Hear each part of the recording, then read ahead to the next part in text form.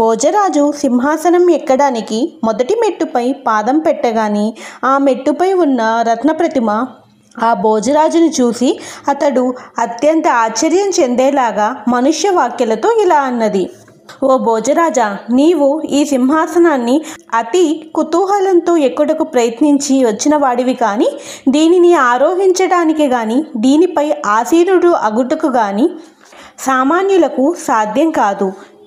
ఇది సాహసం మరియు దానాలలో గొప్పవాడు, జగత్తులో ప్రసిద్ధి చెందినవాడు, రాజులలో పరమేశ్వరుడైన విక్రమార్క రాజశేఖరుని సింహాసనం. దీనిపై అతడు కానీ అతనితో సమానమైన వారు కానీ ఎక్కాలి కానీ ఇతరులు అర్హులు కాదు.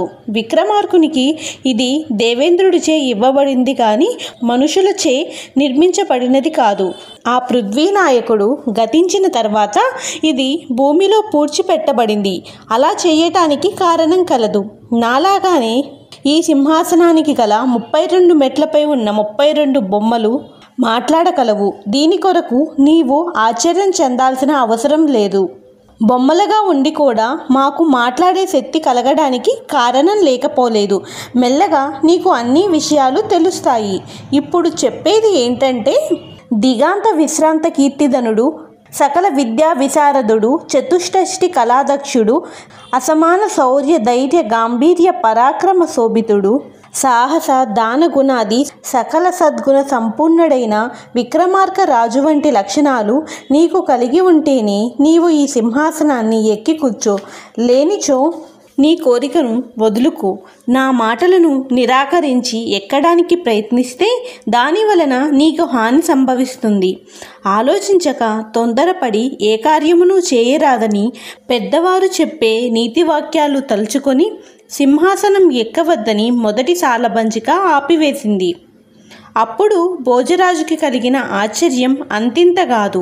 భోజరాజు లాగానే సభామండపాన చేరిన అందరూ విస్మయం చెంది అలాగే చూస్తున్నారు. భోజుడు సింహాసనం ఆరోహించడం మాని ఆ సాలబంచికతో, ఓ బొమ్మ, నీ వాక్యాలు వినగా నా మనసుకు అధికమైన ఆశ్చర్యం కలుగుతుంది.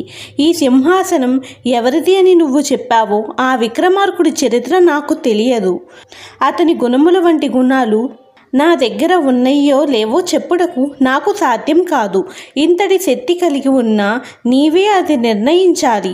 ప్రతిమలుగా ఉన్నా కూడా నీ సామర్థ్యం అద్వితీయమై ఉన్నట్లు నాకు అనిపిస్తుంది. నా కోరికను అంగీకరించి విక్రమార్కుని చరిత్ర ఎలాంటిదో అతని గుణం ఎలాంటిదో చెప్పు, వినాలని అనుకుంటున్నాను అని ప్రతిమను అడిగాడు. అప్పుడు ఆ ప్రతిమ సంతోషంతో భోజునితో, నరేశ్వర, పరమయోగ్యుడైన కీర్తి ప్రతిష్టాపరుడకు విక్రమార్కు మహినాథుడి చరిత్ర చాలా గొప్పది, వినదగినది. అతని గుణ విశేషాలను వర్ణించి పలుకుటకు నా శక్తి కొలది చెప్తాను. అతని వృత్తాంతం నీవు వినాలి అని కోరడం తగినదే అగును. నేను చెప్తాను, సావధాన మనసు కలిగి ఆలకింపుము అని చెప్పెను.